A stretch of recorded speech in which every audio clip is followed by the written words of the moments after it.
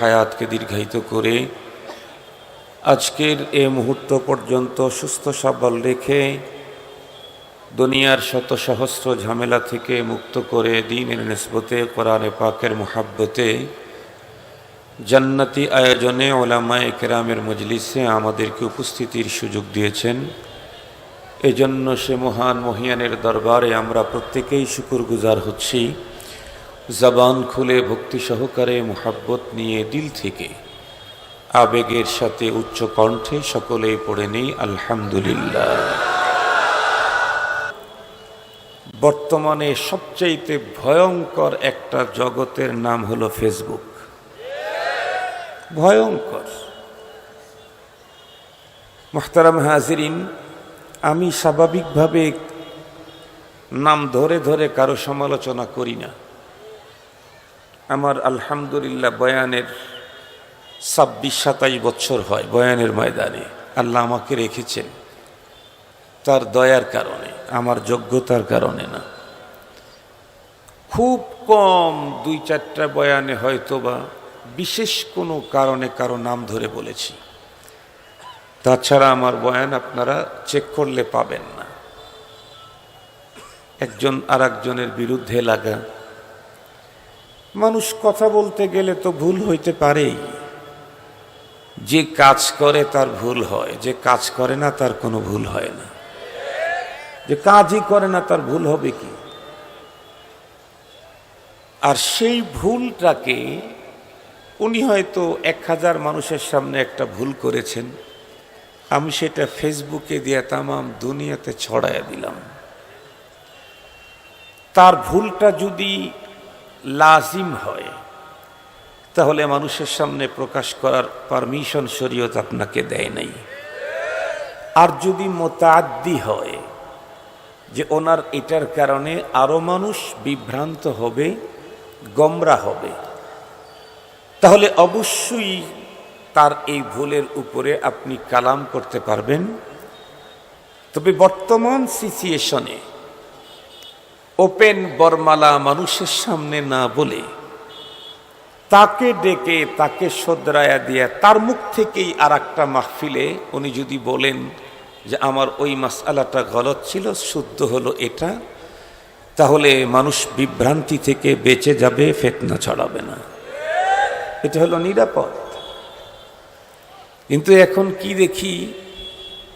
এখন দেখি আপনারা বলেন যে একজন মানুষ এমন যে সারা বাংলাদেশে জাপানি একটা মেডিসিন সরবরাহ করার জন্য একমাত্র উনি ডিলারশিপ পেয়েছেন। উনি আমদানি করেন মাল বাহির থেকে। তার গ্রাহক আছে বাংলাদেশে 1 মিলিয়ন ধরে নেন, তার মধ্যে আপনি একজন। আপনি বেশ কিছু মাল কিনে গোডাউন ভরে রাখছেন। আপনি যদি বলেন যে হ্যাঁ আমার গোডাউনের কাছে ওই মাল আমদানিকারকের কোনো পাত্তাই নাই, দেখছো আমার গোডাউন, তাহলে এটা হাস্যকর। কেন?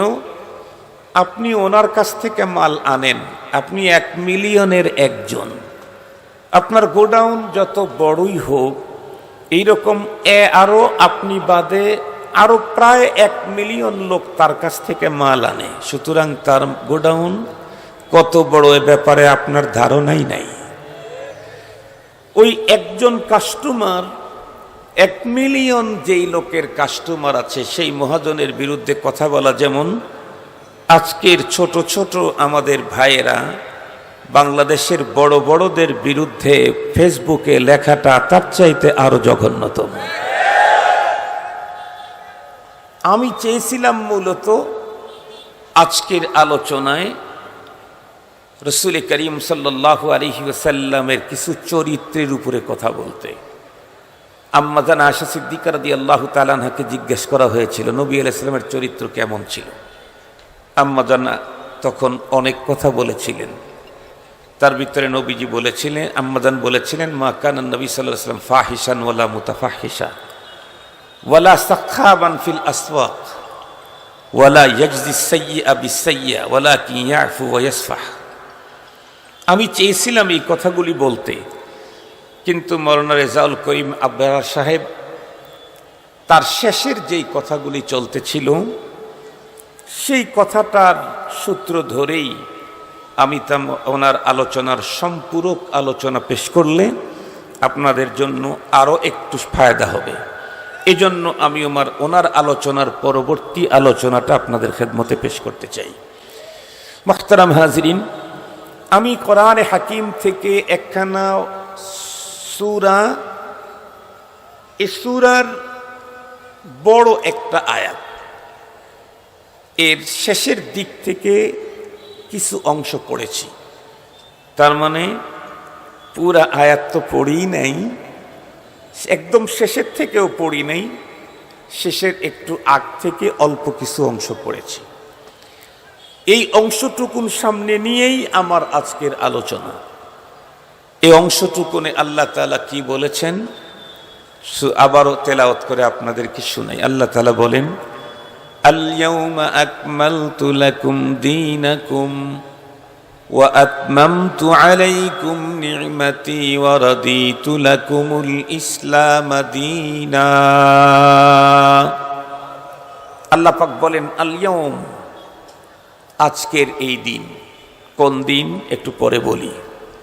আকমালতু লাকুম দীনাকুম, তোমাদের জন্য তোমাদের ধর্মকে পরিপূর্ণ করে দিলাম।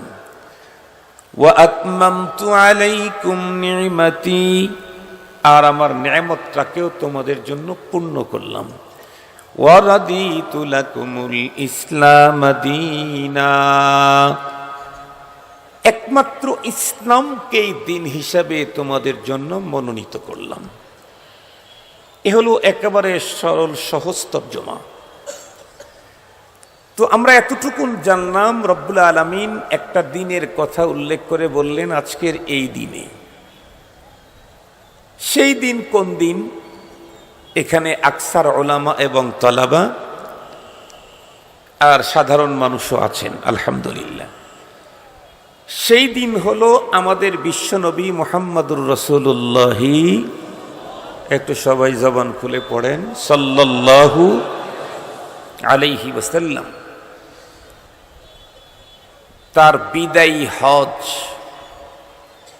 জুমাবার আরাফার দিনে, আরাফার মাঠে আসরের পরে এই আয়াতটা নাজিল হয়েছে। ওই দিনের কথা আল্লাহ তাআলা বলতেছেন যে আজকের এই দিনে আকমালতু লাকুম, তোমাদের জন্য পরিপূর্ণ করে দিলাম তোমাদের দিনকে। প্রশ্ন আসে, তাহলে অতীতের নবীদেরকে যে আল্লাহ দিন দিয়েছিলেন সেই দিন কি অপূর্ণ ছিল? না, পৃথিবীর কোন নবীকে আল্লাহ অপূর্ণ দিন দেন নাই। মনে রাখতে হবে একটা কথা, আদম আলাইহিস সালাম থেকে আমাদের নবী পর্যন্ত সমস্ত নবীদের দিন একটা, তার নাম, আর একটু জোরে বলেন, তার নাম ইসলাম।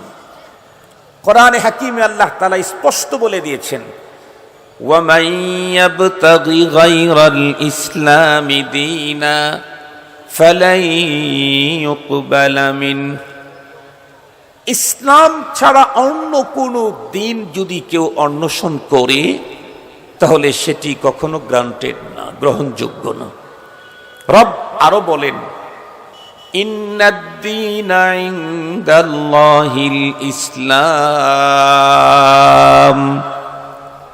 নিঃসন্দেহে দিন আল্লাহর নিকটে একটাই, সেটি কি? কথা বলেন, সেটা কি? মনে রাখবেন, সমস্ত নবীদের দিন একটা, ইসলাম।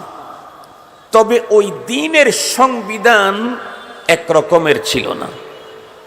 এক এক নবীর দিনের সংবিধান ছিল এক এক রকমের, কিছুটা ভিন্নতা ছিল। দিনের সংবিধানকে শরীয়ত বলা হয়।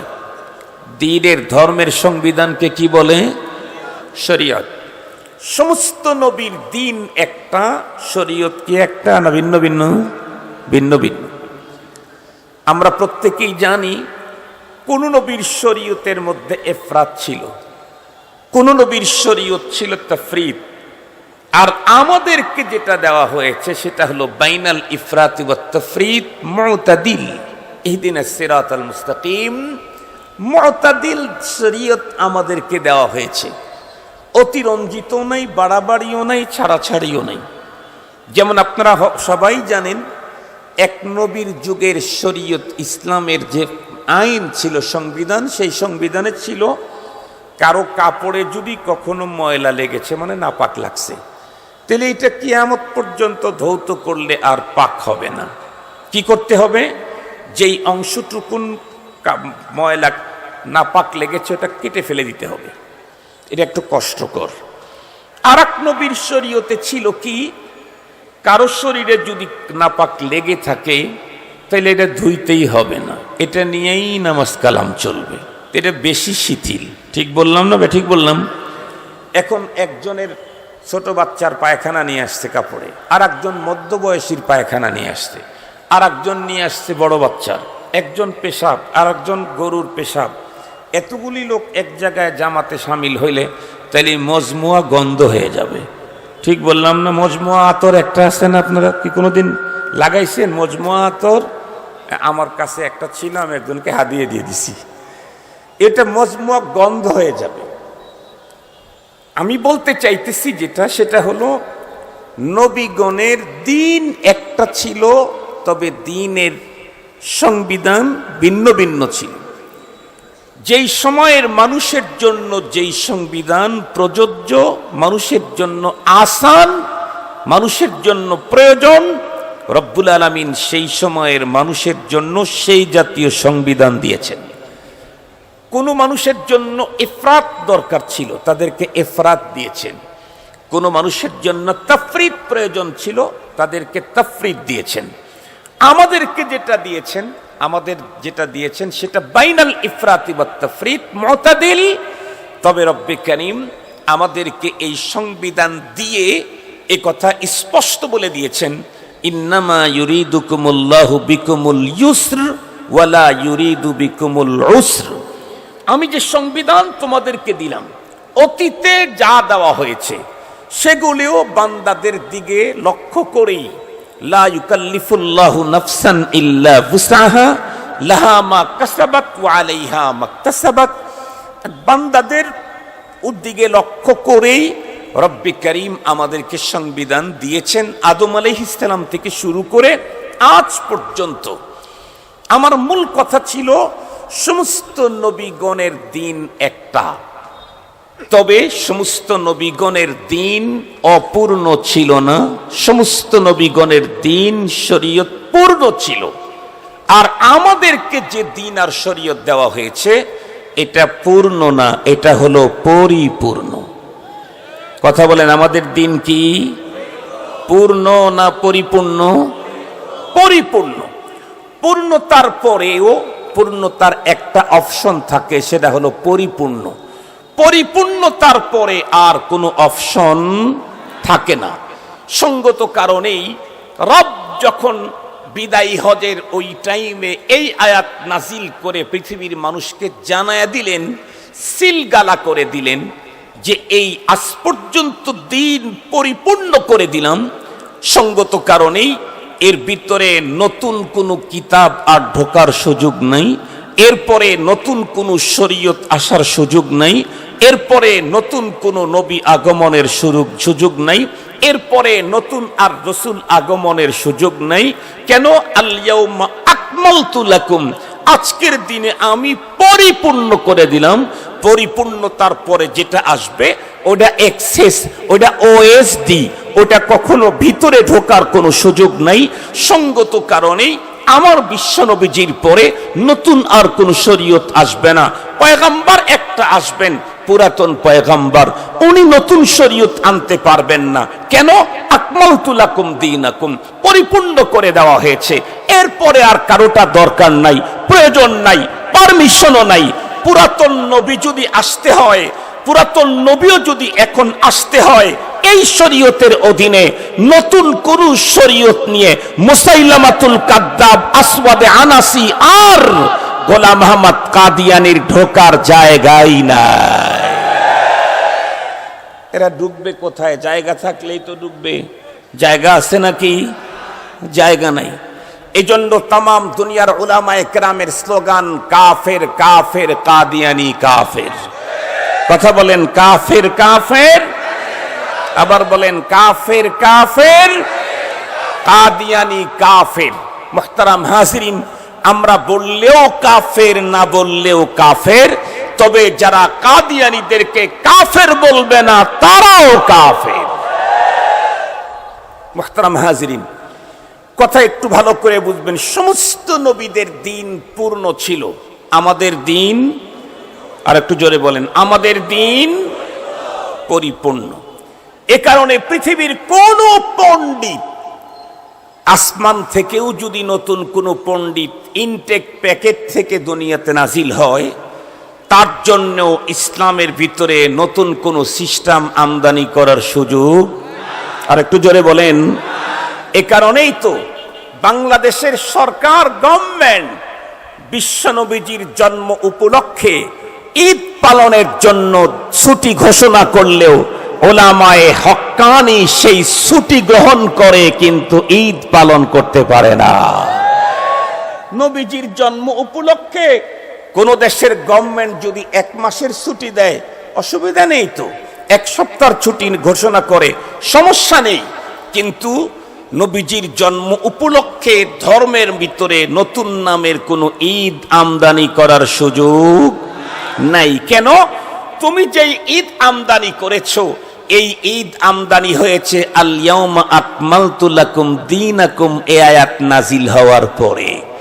সঙ্গত কারণেই সিলগালা লাগানোর পরে আর কিছু আনলে সেটা নিয়ে যাওয়া যায় না, সেটা রেখে যেতে হয়। আপনারা জানেন, যারা বিদেশের বাড়ির থেকে যারা দেশে আসেন, হজ করছেন, ওমরা করছেন, ট্যুরে গেছেন, বিভিন্নভাবে গেছেন, তো আপনাকে লাগেজ যে ফ্লাইটের টিকিট করেছেন, ওই টিকিটের মধ্যে লেখা আছে হ্যান্ড ক্যারি করতে পারবেন কয় কেজি, আর বড় লাগেজ নিতে পারবেন কয় কেজি, লেখা আছে।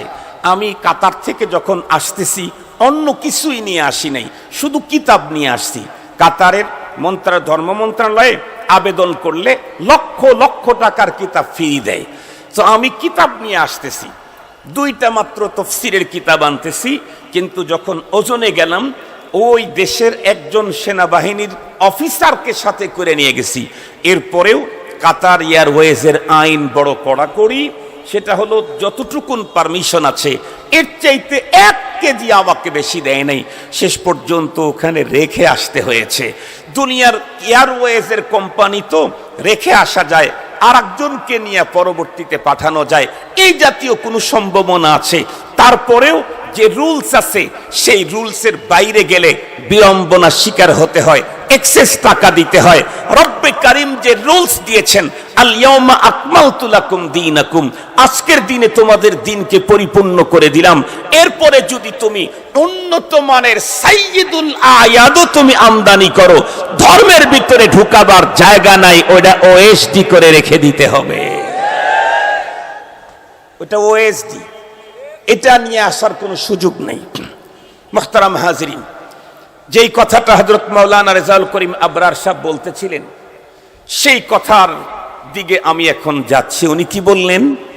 যে আমাদের দিন, আমাদের ইসলাম এমনই একটা সংবিধান দিয়েছে যে এইখানে পৃথিবীর কারো কাছ থেকে কোনো রকমের কোনো কিছু ধার আনার প্রয়োজন, আর একটু জোরে বলেন, প্রয়োজন। এদেশের মুসলমানদের মেধা মস্তিষ্ককে ধোলাই করতে সক্ষম হয়েছে। আজকেও বাংলাদেশের এক সেলিব্রিটি ব্যারিস্টারের একটা আর্টিকেল, একটা লেখা আমি পড়লাম আজকে যখন আসতেছি, মোবাইলে পড়লাম, নাম নাই বলি, কারণ মোবারক এ মাহফিলে নাম বলার কি দরকার আছে? কাম বললে, থিওরি বললে, আর ওই থিওরি যে বলবে সেখান থেকে আমরা বেঁচে থাকলেই তো হয়ে গেল।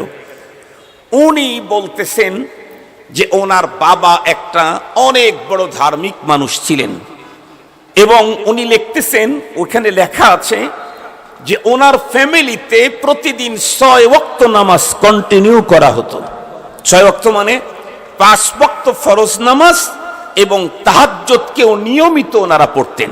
খুব ভালো করে বুঝবেন, তাই অবশ্যই অনেক ভালো মানুষ, তাহাজ্জুদের নামাজ তো অনেকেরই হয় না। কেন? তাহাজ্জুদ কি ফজরের নামাজের আধা ঘন্টা পরে হয় নাকি? আর একটু জোরে বলেন।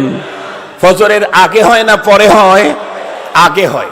তো এই নামাজ সবাই পড়তে পারে না, ফজর পড়াই কঠিন এখনকার মুসলমানদের জন্য। আমি ঢাকা শহরের এক ওল্ড টাউনে এক মসজিদে নামাজ পড়াইতাম। আমি একদিন গিয়ে দেখি ফজরের জামাতে প্রথম কাতারই পুরা হয় না। তো পরে আমি এক জুমায় বললাম যে আপনাদের ঢাকার মানুষের যে ঘুমানোর অবস্থার সিস্টেম, তাতে মনে হয় যে রব্বুল আলামিনের সাথে যদি আপনাদের কথা বলার কোনো সুযোগ এখন থাকতো, আপনার এই এলাকার লোকেরা আল্লাহর কাছে মনে হয় দরখাস্ত দিতেন, আল্লাহ ফজরের নামাজের টাইমটা বেলা ওঠার আগে না দিয়ে বেলা ওঠার পরে 10টার দিকে টাইমটা দিলে আমাদের জন্য একটু ভালো হয়। মানে ম্যাক্সিমাম মানুষ শুইতে শুইতে ঘুমাইতে ঘুমাইতে 12টা বাজে, 1টা বাজে, যার কারণে ফজরের টাইমে আর জাগতে পারে না, সবাই মিলেই ঘুমায়।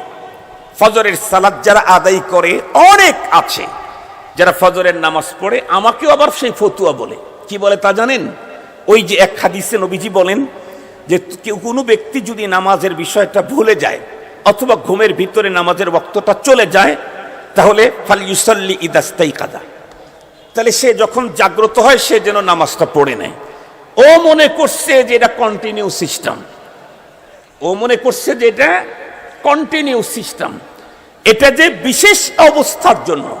কথা বলেন, এটা কিসের জন্য? কথা বলেন। এই হাদিসটা হলো বিশেষ অবস্থার জন্য। কন্টিনিউ সিস্টেম কি? ইন্নাস সালাতা কানাত আলাল মুমিনিনা কিতাবাম মাওকুতা। কন্টিনিউ সিস্টেম হলো রব্বুল আলামিন 5 ওয়াক্ত সালাতের নির্ধারিত টাইম দিয়েছেন, সেই টাইমকে দেখাবার জন্য জিবরাইল আমিনকে আল্লাহর রসুলের ইমামতি করাইছেন 2 দিন। 2 দিন ইমামতি করায়া জিবরাইল আমিন বলেছেন, মা বাইনা হাদাইনিল ওয়াক্তাইন ওয়াক্তুল লাকা ওয়া লি উম্মাতিকা।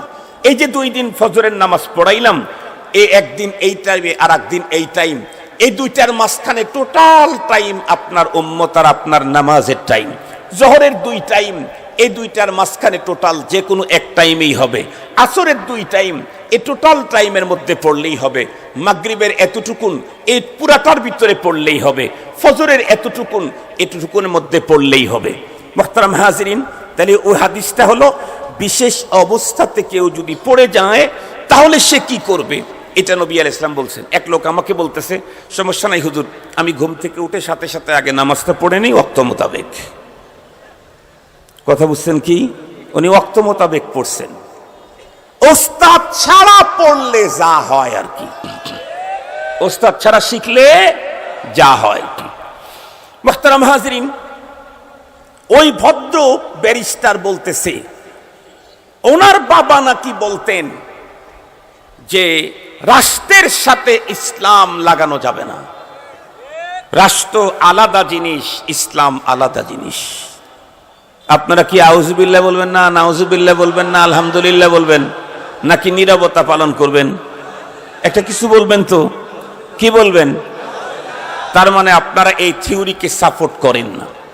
বাংলাদেশের সুশীল সমাজ নামে এক শ্রেণী মানুষ আছে, সুফিবাদ নামে কিছু বড় বড় শিক্ষিত লোক আছে, যারা অনেক সময় টক শোতে এসে সুন্দর সুন্দর কথা বলে, কিন্তু তাদের মেধা মস্তিষ্কের ভিতরে আছে প্রকৃত ইসলাম হলো সুফিজম।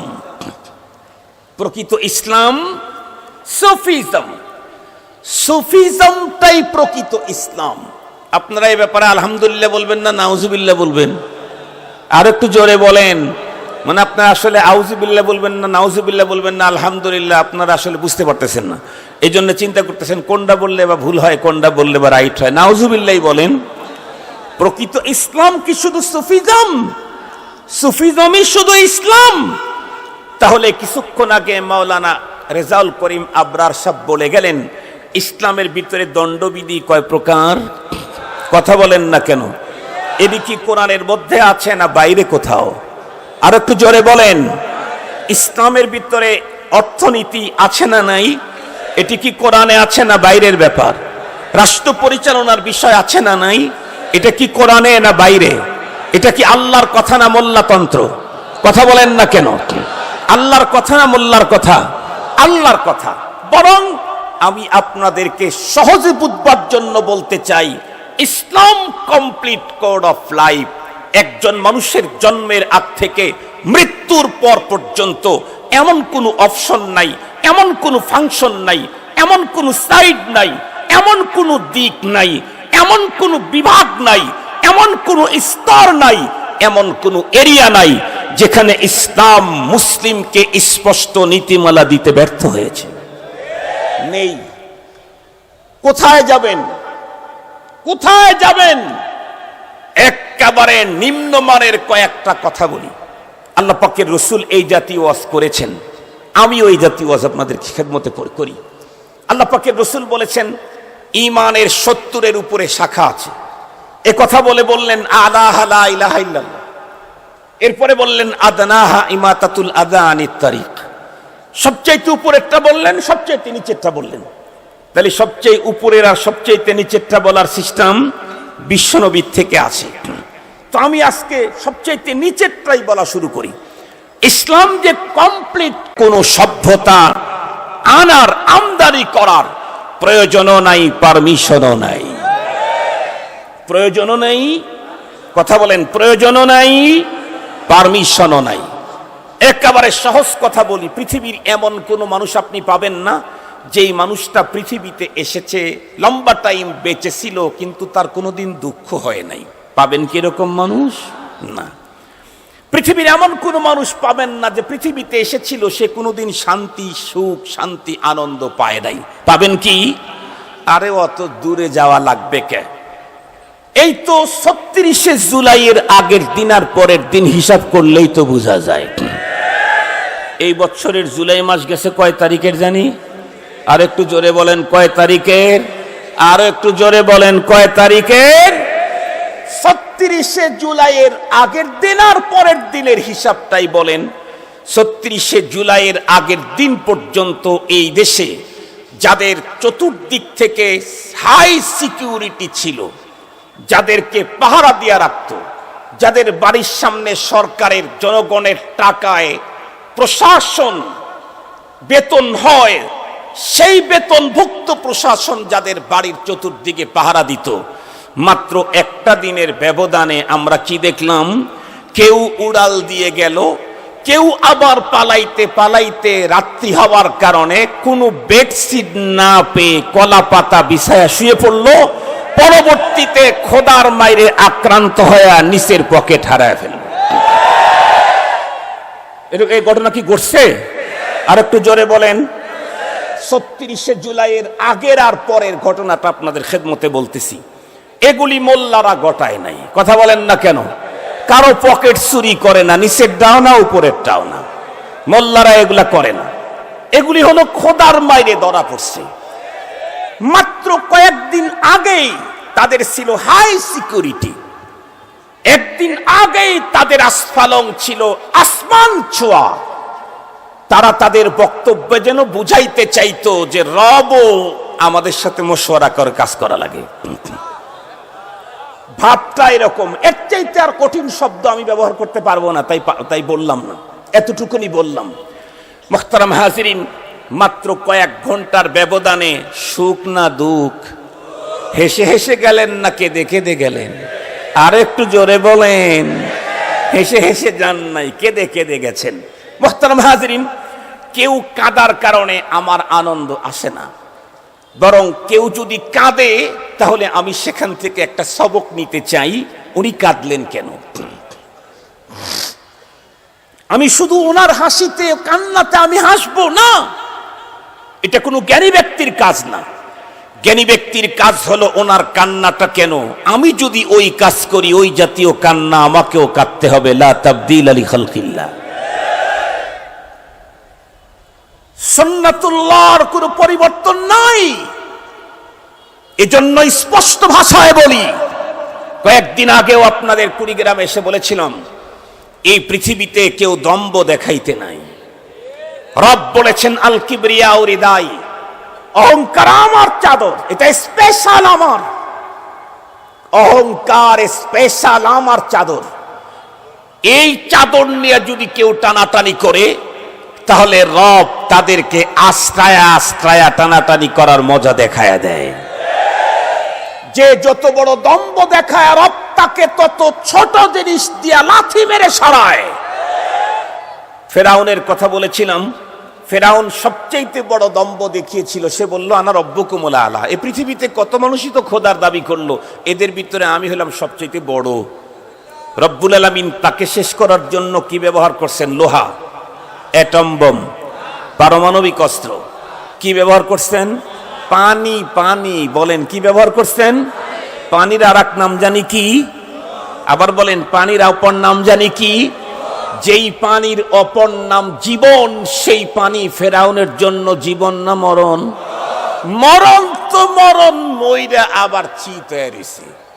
কথা বলেন না কেন? রব্বে করিম জানায়া দিলেন, পানি যেই পানি জীবন, সেটা তোর মরণ। শুধু মরণ না, তোকে আমি এমন সিস্টেমে রেখে দেব যে তোর শরীরটা কেউ খাবে না, মাটিও খাবে না, পোকায়ও খাবে না। কেন? তোকে সুটকি করে রাখতে হবে, যাতে এই পৃথিবীর কেউ আর আমার অহংকারের চাদর নিয়ে টানাটানি করার সাহস না করে। কিছুদিন পরে আরো একজন অহমিকা নিয়ে দাঁড়ালো, তার নাম নমরুদ। রব্বুল আলামিন তাকে শায়েস্তা করার জন্য মিসাইল ফিট করছিলেন। আরো জোরে বলেন, কি পাঠাইলেন? যে মশাটা পাঠাইলেন সুস্থ না প্রতিবন্ধী? আর একটু জোরে বলেন। রবের সাথে রবের চাদর নিয়ে যে টানাটানি করে, তাকে শায়েস্তা করার জন্য সুস্থ মশার দরকারও হয় না, রবের প্রতিবন্ধী মশাই যথেষ্ট। এরপরে কি অনেকদিন পরে আর একজন দম্ভ দেখাইলো, নবীর সাথে ভাব দেখাইলো, রসুলকে কষ্ট দিল। তার নাম আবু জাহাল। কথা বলেন, তার নাম কি? চেহারা অনেক সুন্দর ছিল, বুদ্ধির তো গ্যারেজ ছিল, সাগরই ছিল। এ কারণে তার নাম ছিল তো আর একটা, ওটা আমি বলতেই চাই না, যে নামে চিনি সেই নামেই বলি। এই আবু জাহাল এত বড় দাম্ভিকতা দেখাইলো। রব্বুল আলামিন বলেন তো দেখি, তাকে শায়েস্তা করার জন্য আবু বকর, ওমর, ওসমান, আলীকে ব্যবহার করছেন। আরে এত বড় মানুষ কি আর ওই কম বক্তের জন্য পাঠানো যায় নাকি? কাকে পাঠাইলো? বালককে পাঠাইলো, বালেগি হয় নাই। কথা বলেন না কেন? ছোট বাচ্চাদেরকে দিয়ে শেষ করে দিল। আমরা 26শে জুলাই, আগস্টে কি জুলাইতে কি দেখলাম? 24,000 যারা কি বলে 2024 বাংলাদেশে যারা দম্ভ দেখাইছে, রব্বুল আলামিন তাদেরকে শায়েস্তা করার জন্য বাবাদেরকে কাজে লাগায় নাই, পোলাদেরকে মাঠে পাঠায় দিয়েছে। আপনারা গেছেন না আপনাদের ছেলেরা গেছে? আমাদের সিরাজগঞ্জের ভাষায় বলে গেদা। গেদা আমাদের সিরাজগঞ্জের ভাষায় কি বলে? ওই গেদা গেছে আর গেদি গেছে। গেদি মানে মেয়ে। আপনারা দেখলেন না, কোন মোল্লার মেয়ে যায় নাই, তাদের মেয়েরাই গেছে। কি বক্তব্য দিয়েছে? 1টা মারবা 10টা আসবো, 10টা মারবা 100টা আসবো, 100টা মারবা 1000টা আসবো। রব দেখায় দিলেন, দেখায় দিলেন। দম্ভ দেখাইলে কিন্তু অবস্থা এমন, এখান থেকে আমাকে যেই সবকটা নিতে হবে, আপনাকে যেই সবকটা নিতে হবে, সেটা হলো আমিও যদি দম্ভ দেখাই, আমিও যদি অহংকার দেখাই, আমিও যদি কি বলে ওর নাম দখলদারিত্ব শুরু করি, আমিও যদি চাঁদাবাজি শুরু করি, আমিও যদি জুলুম করি, আমিও যদি অবিচার করি, ব্যভিচার করি, খুন করি, গম করি, তাহলে পরবর্তী সময়ে আমাকে শায়েস্তা করার জন্য গেদারেও পাঠাইব না। ওর তার ছোট যাতে যা আছে, এবারে তো ছেলেকে পাঠাইছে, পরে পাঠাবে নাতিরে। এই জন্য খবরদার, আমরা কেউ জুলুমের পথ বেছে নেব না। রাজি আছেন তো ইনশাআল্লাহ? কেউ জুলুমের পথ বেছে নেব না, কখনোই জালেম হব না। প্রয়োজনে মজলুম হব, কোনদিন জালেম হব না। রাজি আছি? কোন মুসলমান তো দূরের কথা, কোন হিন্দুর উপরেও আমরা জুলুম করতে যাব না। কোন মানুষ তো দূরের কথা, কোন পশু পাখির উপরেও মুসলমান জুলুম করতে যায় না। বিশ্বনবীজির এক সাহাবীর ঘটনা শুনেন। হযরতে জাবির ইবনে সুলাইম রাদিয়াল্লাহু তাআলা আনহু, পয়গম্বরের এক সাহাবী। নবীজির সাথে তার জীবনের প্রথম সাক্ষাৎকার বয়ান করেছেন, লম্বা হাদিস। ওইখানে একটা পর্যায়ে নবীজির কাছে বললেন, নবীজি আমারে কিছু নসিহত করেন। এরকম অনেক হাদিসে আছে, আউসিনি ইয়া রাসূলুল্লাহ, এমন নসিহত করেন ওগো নবীজি যে আমি যদি ওটা আমল করি সরাসরি জান্নাতে যেতে পারবো। নবীজি তাদেরকে ক্ষণে ক্ষণে ক্ষণে ক্ষণে যাকে যেমন তেমন নসিহত করেছেন। এই সাহাবীও নবীজিকে জিজ্ঞেস করেছিলেন, হুজুর আমারে কিছু নসিহত করেন। নবীজি বললেন, লা তাসুব্বান্না আহাদা, তুমি কাউকে গালি দিও না, কাউকে গালি দিও না। সাহাবী বর্ণনা করেন, যেদিন নবীজির জবানে কথা শুনেছি কাউকে গালি দিও না, সেই দিন থেকে আমি কোনো মানুষকে তো দূরের কথা, কোনো ছাগলকে, কোনো ভেড়াকে, কোনো দম্বাকে, উটকে পর্যন্ত আমি জীবনে গালি দেই নাই। আর আমাদের হুজুরদেরই তো অবস্থা জটিল। ফেসবুকে যা ভাষা লেখে, আউযুবিল্লাহ না নাউযুবিল্লাহ, এই দিয়ে হবে কিনা সন্দেহ। আল্লাহ এর চাইতে আরো বড় শব্দ বলা লাগবে। আল্লাহ তাআলা আমাদেরকে হেফাজত করুন। মুসলমান ভাইরা, আমার কথা ভালো করে বুঝবেন। আমার আজকের আলোচনার মূল জিনিসটা মাওলানা আবরার সাহেব বলে গেছেন, ইসলাম হলো কমপ্লিট কোড অফ লাইফ। আল ইয়াউমা আকমালতু লাকুম দীনাকুম ওয়া আতমামতু আলাইকুম নি'মাতি ওয়া রাদিতু লাকুমুল ইসলাম দীনা। ইসলাম হলো আমাদের পূর্ণাঙ্গ জীবন বিধান। এমন পূর্ণাঙ্গ, পৃথিবীতে একজন মানুষের জন্মের পূর্ব থেকে মৃত্যুর পর পর্যন্ত এমন কোনো অপশন ফাংশন, এমন কোনো দিক নাই যেখানে ইসলাম আমাকে স্পষ্ট নীতিমালা দেয় নাই।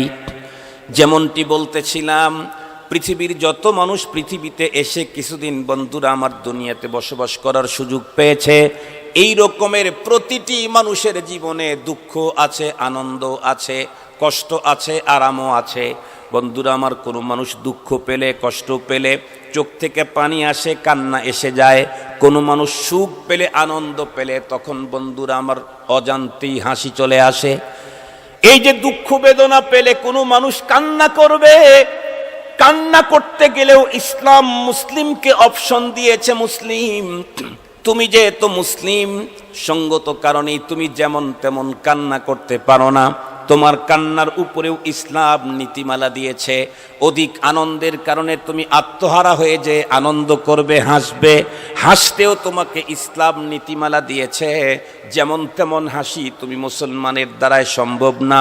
ইসলাম হাসার ব্যাপারে নীতিমালা দিয়েছে, ইসলাম কান্না করার ব্যাপারে নীতিমালা দিয়েছে। আপনি পড়ে দেখেন বন্ধুরা আমার, কিতাব পড়ে দেখেন, এই পৃথিবীতে যত মানুষ হাসি দেয়, তামাম হাসিগুলি বন্ধুরা আমার তিন প্রকার। একটা হলো জেহেক, আর একটা হলো তাবাসসুম, আর একটা হলো কাহকাহা। একটা হলো জেহেক, মুস্কি হাসি, এই হাসিটা হলো সুন্নত। আর একটা হলো তাবাসসুম, একটা হলো তাবাসসুম, এটা বন্ধুরা আমার মুস্কি হাসি, এটা হলো সুন্নত। আর একটা হলো জেহেক, অল্প আওয়াজ হবে, এটা বন্ধুরা আমার জায়েজ। কিন্তু অট্টহাসি, কাহকাহা, ইসলাম কারো জন্য অট্টহাসির অনুমোদন দেয় নাই। আনন্দ তোমার যতই আকাশ ছোঁয়া হোক না কেন, তুমি আনন্দ করো, হাসি দাও, কিন্তু খবরদার অট্টহাসি দিও না, কাহকাহা করো না। বিল খুসুস মুসলিম নারী, তুমি তো কাহকাহা করতেই পারবে না। কাহকাহা তো এমন একটা হাসি, যেই হাসিটা যদি কোনো একজন মুসলমান নামাজরত অবস্থার ভিতরে দেয় তাহলে তার নামাজ থাকে না যায়। আরো একটু জোরে বলেন, নামাজ থাকে না যায়। শুধু কি নামাজ যায় না, ওর সঙ্গে আরো একটা যায়। কথা বলেন না ভাইজান, অট্টহাসি দিলে কি যায়? আরো জোরে বলেন, কি যায়? শুধু নামাজ যায় না, আর একটাও যায়। নামাজের আগে যেটা নিয়ে আসছিলেন সেটাও যায়। আশ্চর্য কথা, আমি এদিকে তাকাইলে, ওই দিকে তাকাইলে, কথা বললে, আমি গল্প করলে আমার শুধু নামাজ যায়, অজু যায় না। কিন্তু কহকহ হাসি দিলে, কথা বলেন না কেন ভাইজান, কহকহ হাসি দিলে, অট্টহাসি দিলে নামাজ তো যায় যায়, অজুও যায়।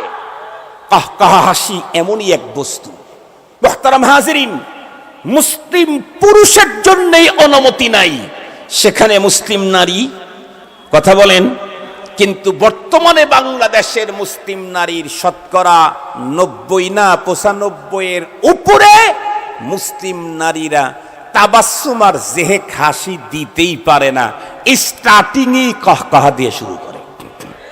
কথা বলেন না কেন? বাসে উঠবেন, ট্রেনে উঠবেন, কোন ইসে কাউন্টারে বসে থাকবেন, এমনকি বিমানের ভিতরে পর্যন্ত আমি সাক্ষী রাআইতু বিআইনাইয়া ওয়া সামি'তু বিউদনাইয়া, আমি এই চোখ দিয়ে দেখে এই কান দিয়ে শুনে বলতেছি। ঢাকা থেকে চট্টগ্রাম যাব, ডোমেস্টিক এয়ারপোর্টের ওইখানে ইসে টার্মিনালে বসে আছি, পরবর্তীতে সম্ভবত ইউএস বাংলাতে আমরা উঠলাম, একসঙ্গে বেশ কয়েকজন উঠল, সম্ভবত মানে নিশ্চিত তারা একটা ইউনিভার্সিটির টিচার। তারা একটা এরিয়া পুরাটাই দখল করে নিল, আমি পাশেই বসা ছিলাম। আল্লাহ, বিমান যখন ফ্লাই করলো, যখন ফ্লাই করে তখন তো আবার বেল বানতে হয়, উপরে যায় যখন স্থিতিশীল হয় তখন বেল খোলার সিগন্যালটা বাতিটা বেজে ওঠে। এরপরেই এই যে গ্যালারিটা যে হাসা শুরু হলো, লক্ষ্য করে দেখলাম পুরুষের চাইতে নারীর হাসির আওয়াজটা আরো একটু বড়। একটা পর্যায়ে এমন আওয়াজ, এমন হাসি, আমি মোল্লা মানুষ, মোল্লা কি হার কাম পর এতরাজ, এজন্য দুঃখ কষ্ট যাই হোক জিহ্বাটা দুই দাঁতের মাঝখানে দিয়ে কামড় দিয়ে ধরে থাকলাম যে তুই আওয়াজ করিস না, ডান বাম থেকে আওয়াজ শুরু হবে তখন তুই আলহামদুলিল্লাহ বলিস। চুপচাপ থাকলাম। একটা পর্যায়ে সামনে এবং পিছনের কিছু প্যাসেঞ্জার বলেই ফেললো, এই ফ্লাইটে আপনারা এমন আচরণ করবেন তাহলে আপনাদের একটা রিজার্ভ নেওয়া দরকার ছিল, এখানে আরো প্যাসেঞ্জার আছে, এখানে আরো প্যাসেঞ্জার আছে। নাম করা একটা ইউনিভার্সিটির প্রফেসর যারা, তারাই হলো এই অবস্থা। তাদের কাছ থেকে যারা শিক্ষা গ্রহণ করছে তারা কোন হাসি দিবে? অট্টর পরে আর কট্ট আছে। মুসলমান ভাইরা আমার ভালো করে বুঝবেন, তাহলে একজন মানুষের জীবনে যত বড় আনন্দই আসুক না কেন, আনন্দের কারণে মুসলিম নারী পুরুষ হাসি দিবে, পৃথিবীর মানুষ হাসি দেয়, কিন্তু মুসলমানের হাসি আর অন্যের হাসি কি এক সমান হবে? কারণ হলো আমি ইসলামের ইদারার ভিতরে ঢুকেছি, এরিয়ার ভিতরে ঢুকেছি, ইসলাম আমাকে হাসি দিতে ও নীতিমালা দিয়েছেন না, এইভাবে তোমাকে হাসি দেওয়ার অনুমতি নাই। আবার যদি কোনো কান্না আসে, দুঃখ বন্ধুরা আমার, বেদনা, আসমান ছোঁয়া মুসিবত আমার মাথার উপরে চেপেছে, হিমালয়ের মতো বড় পর্বত আমার মাথার উপরে চেপে বসেছে, তাই আমার কান্না আসছে, কোনোভাবেই আমি আমার কান্না বন্ধ করতে পারতেছি না। ইসলাম আর শরীয়ত কান্নার অনুমতি দিয়েছে, তবে কান্না করতে গিয়ে বিলাপ করার অনুমতি কাউকে দেওয়া হয় না। স্পষ্ট পয়গম্বরের হাদিস বলে দেখেন, বিল খুসুস কারো আপনজনের ইন্তেকালের পরে ওই লোকটা যদি জানে যে আমার ইন্তেকালের পরে আমার আপনজন আমার লাশটাকে সামনে নিয়ে কান্না করবে, বিলাপ করবে, নানা রঙের কথা বলবে, তাহলে তার জন্য জরুরি হলো সে তার বন্ধুরা আমার ওয়ারিসানদেরকে, পরবর্তী প্রজন্মকে ওসিয়ত করে যাবে, আমার জন্য তোমরা এমনটি কান্না করতে পারবা না। কান্না করার অনুমতি আছে। কেউ যদি কারো আপনজন হারায়, বিশাল বড় মুসিবত, এই মুসিবতে কান্না করতেই পারেন। বিশ্বনবীজির মতো পয়গম্বর, পাহাড় বন্ধুরা আমার, ধৈর্যের পাহাড় আল্লাহ পাক যাকে দান করেছিলেন, সেই পয়গম্বরও তো তার সন্তানের ইন্তেকালে কান্না করেছেন না করেন নাই? বিশ্বনবীজির এক ছেলের নাম ইব্রাহিম, উনি যখন পৃথিবী থেকে বিদায় নিলেন, পয়গম্বর আলাইহিস সালাম বলতেছিলেন আর চোখ থেকে পানি ঝরাইতেছিলেন, ইন্না বিফিরাকিকা লামাহজুনুনা ইয়া ইব্রাহিম, এ কলিজার টুকরা ইব্রাহিম, তোমার বিরহ বিচ্ছেদের বেদনায় আমার যে কত কষ্ট, কত দুঃখ, এই কথাগুলি বলে বলে পয়গম্বরের চোখের কর্নার দিয়ে মুক্তার দানার মতো পানির ফোঁটাগুলি পড়ছে। পয়গম্বরের সাহাবায়ে কেরাম বর্ণনা করেন, বিশ্ব নবীজির কপালে আর গালের মধ্যে যখন গরমের কারণেও যদি কখনো বন্ধুরা আমার পাসিনা বের হইতো, ঘাম বের হইতো, অথবা পয়গম্বরের চোখ মোবারক থেকে যখন কোনো একটা পানির ফোঁটা পয়গম্বরের গালে কপালে কখনো যদি দেখা যেত, কেমন মনে হইতো বন্ধুরা আমার বিশ্ব নবীজির চোখে মুখের ভিতরে কপালের মধ্যে মুক্তার দানাগুলি এখন ছড়িয়ে ছিটিয়ে আছে। এক সাহাবী পয়গম্বরকে জিজ্ঞাসা করলেন, নবীজি আপনি তো কিছুদিন পূর্বে আমাদেরকে বললেন আপনজন মরণের পরে কান্না করা যাবে না, অথচ আপনি আজকে কান্না করছেন, তাহলে কেমন হলো? আল্লাহর পয়গম্বর উত্তর করলেন, ইন্নামা ইউআদ্দাবু বিহাদা লা ইউআদ্দাবু বিহাদা। আমি তো তোমাদেরকে এইটা নিষেধ করেছি, এটা নিষেধ করি নাই। তার মানে আপনজনের বিরহ বিচ্ছেদের বেদনায় তোমার অন্তর ফেটে চৌচির, তাই তুমি কান্না করছো। এটা তো রহমতের আলামত, এটা তো মায়ার চিহ্ন। বাবা মারা গেল, চোখের পানি তুমি ধরেই রাখতে পারতেছো না, বাবার প্রতি তোমার মোহাব্বতের চিহ্ন। বাবা মারা গেল, তোমার চোখের মধ্যে কোনো পানি আসলো না, তার মানে বাবার প্রতি তোমার মোহাব্বত আর ভালোবাসার কমতি বোঝা যায়। কথা বলেন না কেন? চোখে পানি আসলে কোনো সমস্যা আছে নাকি? নাই। তবে জবান খুলে খুলে বড় বড় আওয়াজ করে করে জমিনের উপরে এইভাবে ওইভাবে পড়ে পড়ে বুকের উপরে বড়ভাবে মেরে মেরে, এক কথা হলো বন্ধুরা আবার বিলাপ করার কোনো পদ্ধতি ইসলাম আর শরীয়ত কাউকে অনুমতি দেয় নাই। শুধু কি তাই, আমরা প্রতিটি মানুষই তো পথ চলি, ঘরের ভিতরে হোক, বাহিরে হোক, রাস্তায় হোক, হাইওয়ে হোক, ফিডার রোডে হোক, মানুষ তো চলতেই হয়। জমিনের ভিতরে আমি আপনি যখন পথ চলবো, সেখানেও কোরআন আমাকে স্পষ্ট নীতিমালা দিয়েছেন, আমি জমিনের ভিতরে কেমনে চলবো। আল্লাহ পাক বলেন, ওয়ালা তামশি ফিল আরদি মারাহা ইন্নাকা লান তাখরিকাল আরদা ওয়া লান তাবলুগাল জিবালা তুলা। এ আমার বান্দা, জীবনেও কোনোদিন জমিনের পিঠের উপরে অহমিকা দাম্ভিকতার সঙ্গে চলবা না, জমিনের পিঠের উপরে। কেন কেন একটু পরে বলি। তাহলে আমি কেমনে চলবো? রব্বুল আমিন তাও বলেন, ওয়া ইবাদুর রাহমানিল্লাযীনা ইয়ামশুনা আলাল আরদি হাওনা। জমিনে আমি পা ফেলবো কেমনে, ইসলাম আমাকে তাও শিক্ষা দিয়েছে। জমিনে আমি পা ফেলবো কেমনে, ইসলাম আমাকে তাও শিক্ষা দিয়েছে।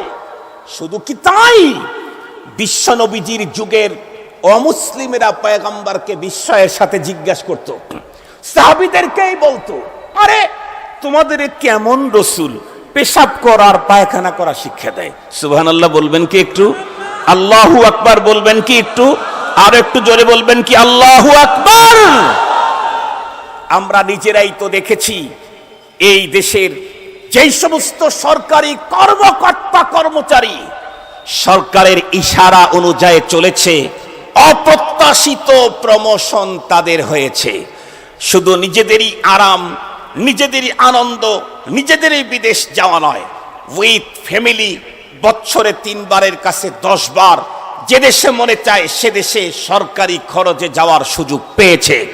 এটা যদি ছোট্ট সরকার, তার অনুগামী যারা হয়, তার পক্ষে যারা হয়, তাকে 100% যারা সাপোর্ট দেয়া যায় বৈধ অবৈধ ভাবে, তাদের জন্য যদি এত সাথ দিতে পারে মহান মহা সরকার, সেই সরকারকে যারা সামিনা ওয়া আতানার স্লোগান দেয়, তারা টয়লেটে গেলেও মহান সরকার নেকির পার্সেন্টেজ আর পার্সেল দিয়ে দেয়। তুমি টয়লেটে যাবে, তোমার জন্য এই যে নেকি দিয়ে দিলাম। তুমি স্ত্রীর বিছানায় যাবে, সিস্টেমও দিলাম, নেকির প্যাকেটও দিলাম। সুবহানাল্লাহ বললেন না যে ভাইজান? স্ত্রী, তুমি তোমার বাচ্চার নাতিকে কোলে উঠাবে, আদর করবে, চুমু খাবে, এই যে তোমাকে সিস্টেম দিয়ে দিলাম, প্যাকেটও একটা দিয়ে দিলাম। আল্লাহু আকবার বলেন। নিজের সন্তানকে কোলে উঠাইলে নেকি নাই? একটু জোরে বলেন, নেকি নাই? নিজের ছেলেকে চুমু খেলে নেকি নাই? নিজের সন্তান অসুস্থ হয়েছে, নাপা সিরাপ খরিদ করে নিয়ে আসছেন, টাকা ধার করে রিকশা চালান, নেকি নাই? রাস্তা দিয়ে যাওয়ার সময় কোনো এক মসজিদ বলতেছে ভাই মসজিদের আজকে ছাদ ঢালাই, এক ব্যাগ সিমেন্ট দেন। আপনি তো আল্লাহর প্রতি এতটাই, আল্লাহর ঘরের প্রতি এতটাই আপনার মোহাব্বত, ভালোবাসা, দুর্বলতা, টাকা তো নাই, আজকে চাউল কেনার টাকাও নাই, না আমি আল্লাহর ঘরে দেব। এক সিমেন্টের দোকানে গিয়ে বললেন ভাইজান সারাদিন মাত্র আসছি, আজকে কালকে 2 দিনে আমি আপনাকে সিমেন্টের টাকা পরিশোধ করব ইনশাআল্লাহ, আমাকে একটু বাকি দেন, আপাতত 50 টাকা নিয়ে আসছি। ওই আল্লাহর বান্দা দোকানদারও তো মুসলমান, চিন্তা করে আল্লাহর ঘরে সে দিবে, টাকা আমাকে কাল পরশু পরিশোধ করবে, আমি না দিলে আল্লাহর কাছে কি জবাব দেব, দিয়ে দেয়।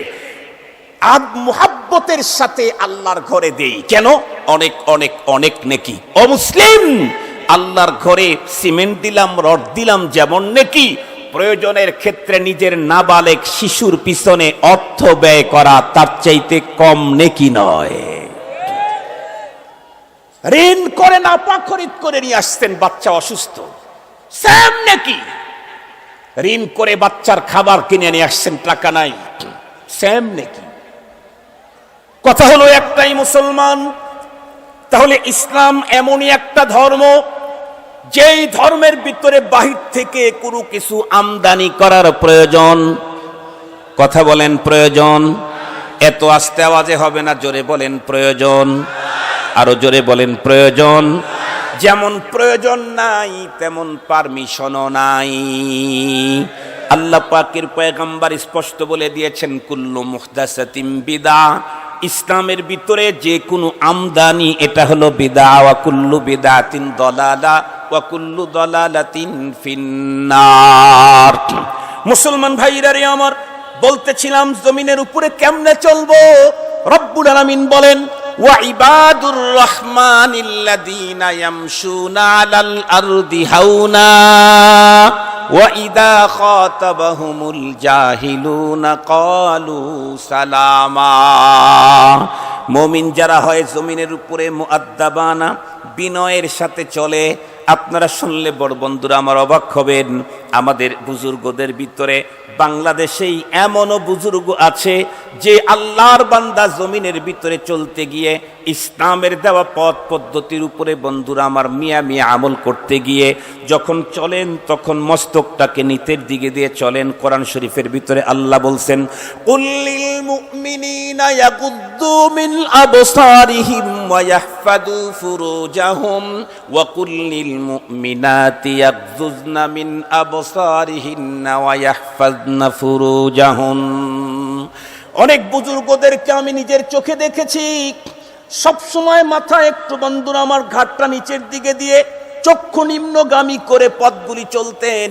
চলতে চলতে চলতে চলতে একটা পর্যায়ে এখন আর উনি মাথা সোজা করে চলতেই পারেন না। আপনারা দেখেন নাই, আমি আমার নিজের জীবনে অনেক গুণ দেখেছি। এটা হলো ইবাদুর রহমান। জমিনের ভিতরে অহংকার ভাব নিয়ে চলো না কেন। আজকে তুমি জমিনের পিঠে আছো, সেদিন বেশি দূর নয় যেদিন তোমাকে 3টা সাদা কাপড়ের প্যাকেটে প্যাকেট করে জমিনের পেটের ভিতরে ঢুকায় দেওয়া হবে। কথা বলেন, 3 কাপড়ে প্যাকেট হতে হবে না, যদি নসিবে থাকে তাইলে হবে, যদি নসিবে থাকে তাইলে হবে। তাকায় দেখেন বিগত সময় বর্ষা হয়েছিল ফেনীতে, কুমিল্লাতে, আলহামদুলিল্লাহ সুম্মা আলহামদুলিল্লাহ। আমি এই আমার বাম পায়ের আঙ্গুল কিন্তু কাটা, বাম পায়ের 4টা আঙ্গুল নাই, আমার এই 4টাই নেই, শুধু কনিষ্ঠ আঙ্গুলটা আছে। মানুষ বিশেষ করে এক পায়ের উপরে দাঁড়িয়ে থাকলে তার শরীরের ব্যালেন্সটাকে ঠিক রাখে হলো আঙ্গুল। আমার সে আঙ্গুল না থাকার কারণে অনেক সময় বাম পায়ের উপরে, শুধু বাম পায়ের উপরে দাঁড়া থাকলে এই কাজ পড়ে যেতে লাগে। এই 2 কারণে আমি এখন লাঠি হাতে নেই। একটা হলো সুন্নত, দ্বিতীয় হলো জরুরত। আলহামদুলিল্লাহ বললেন না ভাইজান? সুন্নত এবং জরুরত, 2 কারণেই আমি এখন লাঠি ব্যবহার করি। তো যে কথা আপনাদের খেদমতে বলতেছিলাম, আল্লাহর মেহেরবানিতে মুহতারাম হাজিরিন, এই যে যেটা বলতেছিলাম, এরপরেও নোয়াখালীর মানুষদেরকে ত্রাণ দেওয়ার জন্য আমি বর্ষার পানির ভিতরে নেমেও আমি ত্রাণ দিয়েছি। আল্লাহর মেহেরবানি, যালিকা ফজলুল্লাহ, আল্লাহ আমাকে তৌফিক দিয়েছেন। মুহতারাম হাজিরিন, খুব ভালো করে কথাটা বোঝার জন্য চেষ্টা করবেন। এই যে অসহায় মানুষ, কত মানুষ তারা জীবনে জন্মের পর থেকে মানুষ বলে না যে সোনার চামিচ নিয়ে জন্ম নিয়েছে, একটা কথা আছে না আমাদের গ্রাম দেশে, সোনার চামিচ দিয়ে জন্ম নিয়েছে। ফেনী আর নোয়াখালী আর লক্ষ্মীপুরের অনেক মানুষ কোটি কোটি টাকার মালিক, হঠাৎ করে আকস্মিক বন্যার কারণে ভেসে গেছে, সাঁতার জানে না, মারা গেছে, লাশটা পর্যন্ত খুঁজে পাওয়া যায় নাই। অবস্থা তাহলে কি? আমি মরণের পরে আমার কপালে 3টা কাফনের কাপড় আছে কিনা এটা একমাত্র আল্লাহ জানেন। কথা বলেন না কেন ভাই? একমাত্র কে জানেন? আমরা যে এলাকায় ত্রাণ দিতে গেলাম তারা বলল, হুজুর জন্মের পরে আমরা পানি দেখি নাই, জন্মের পরে পানি দেখি নাই। আবার এই রকমের এক ভয়ঙ্কর অবস্থায় এখন পতিত নেত্রকোনা আর শেরপুরের মুসলমানেরা 2-3 দিনের ব্যবধানে, 3 দিনের ব্যবধানে পানি সেখানে 7 হাত, 5 হাত, 8 হাত বেড়ে গেছে। ভয়ঙ্কর অবস্থা। ও মুসলমান, আমার কপালে মরণের পরে 3 টুকরা কাফনের কাপড় নসিব আছে কিনা আল্লাহ জানে। 3টা কাফনের কাপড় যদি আমার নসিবে থাকেও, তারপরে কাফনের কাপড় পরায়া কি আমাকে বাসর ঘরে দিবে না বাঁশের ঘরে দিবে? কথা বলেন না কেন? বাসর ঘরে দিবে না বাঁশের ঘরে দিবে? সারা জীবন শুধু বাসর ঘরের প্রথম রাত্রের ইতিহাস পড়লেন, কবরের প্রথম রাত্রের ইতিহাস কি পড়েছেন? ভাইরারে আমার সহজ কথা বলতে চাই, জমিনের পিঠের উপরে আমি যদি জমিনের মালিকের অর্ডার মেনে চলি, জমিনের পেটে আমাকে ঢুকানোর সঙ্গে সঙ্গে জমিন আমার সঙ্গে মহাব্বত আর আকীদত আর ভালোবাসার সম্পর্ক গড়বে। শুধু কি তাই, যেই মানুষ যেই ফেরেশতা আমার জান কবজ করার জন্য আসবে, সেই ফেরেশতাও তো আমার সঙ্গে জান কবজ করার আগে রসিকতা গড়বে। আল্লাহর কোরআনে আল্লাহ নিজেই বলেন, ইন্নাল্লাযীনা ক্বালু রাব্বুনাল্লাহু সুম্মা ইসতাকামু তাতানাজ্জালু আলাইহিমুল মালায়েকা আল্লা তাখাফু ওয়া লা তাহজানু ওয়া আবশিরু বিল জান্নাতিল্লাতী কুনতুম তুআদুন। যেই ফেরেশতা আমাকে জান কবজ করার জন্য আসবে, সেই ফেরেশতাই জান কবজ করার আগে আমার সঙ্গে হৃদ্যতা বন্ধুত্ব করতে থাকবে। আমি যদি জমিনের উপরে পেটে পিঠের উপরে যদি আল্লাহর বিধান ইসলাম আর কোরআনকে মেনে চলি, এরপরে যখন আমাকে কবরের ভিতরে শোয়া দিবে জমিনের পেটে, জমিন তখনও আমাকে চাপ দিবে। তবে কেমন? আদরের প্রিয় বাচ্চাটাকে বাবা অনেক দিন পরে পেলে যেমন আদরের সঙ্গে চাপ দেয়, তেমন চাপ দিবে।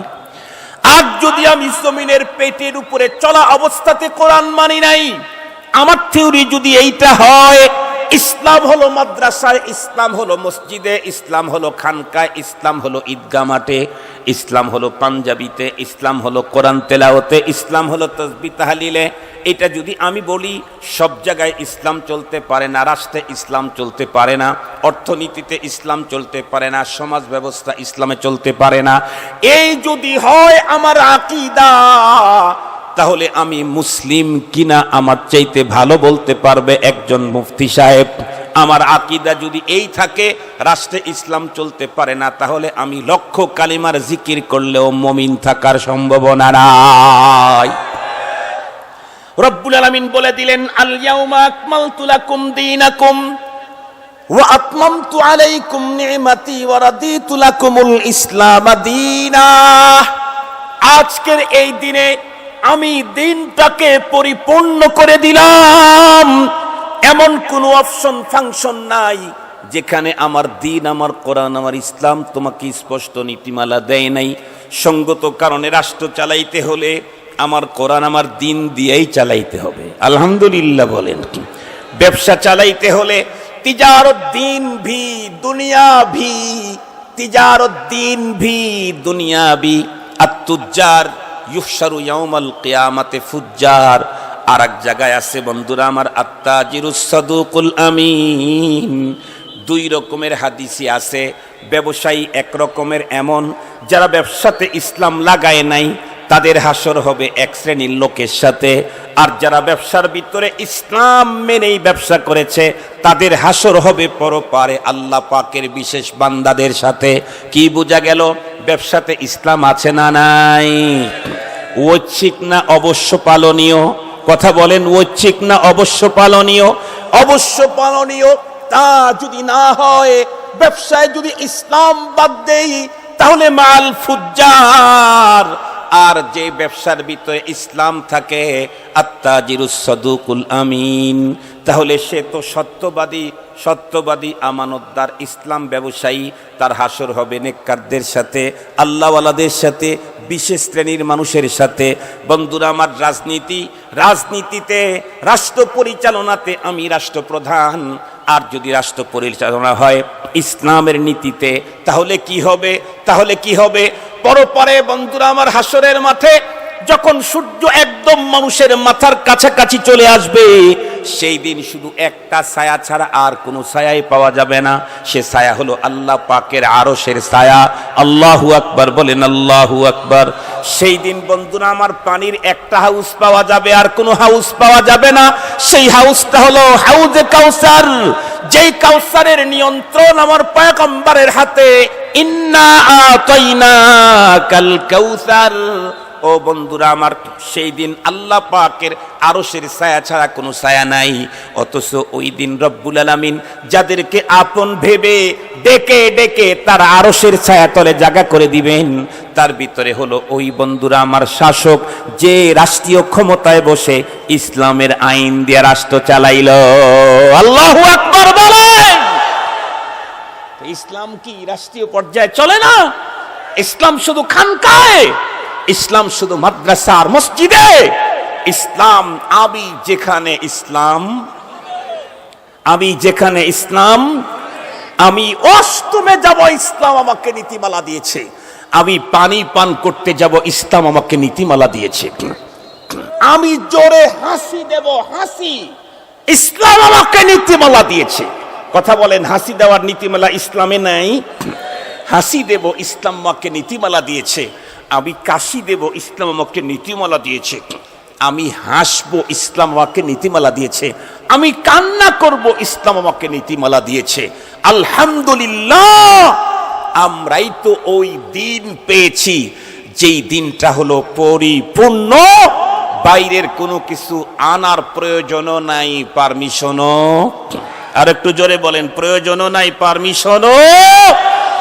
সব যদি আমরা মেড ইন আরশ, আল্লাহ পাকের আরশ থেকে যা সাপ্লাই দিয়েছে, এগুলি যদি আমরা এখানে বাস্তবায়ন করি, তাহলে আমাদেরকে ঋণ দেবেন কে? আল্লাহ। কথা বলেন না কেন? আমেরিকার মাল আনলে আমেরিকা সাহায্য দেয়, চায়নার মাল আনলে চায়না সাহায্য দেয়। কোরআনের আইন যদি আমরা মানি, সাহায্য করবেন কে? মুহতারাম হাজিরিন, আল্লাহ পাক আমাদের সকলকে আলোচিত কথা বুঝা, এর উপরে আমল করার তৌফিক দান করুক। ওয়া আখিরু দাওয়ানা আনিল হামদুলিল্লাহি রাব্বিল আলামিন। আসসালামু আলাইকুম।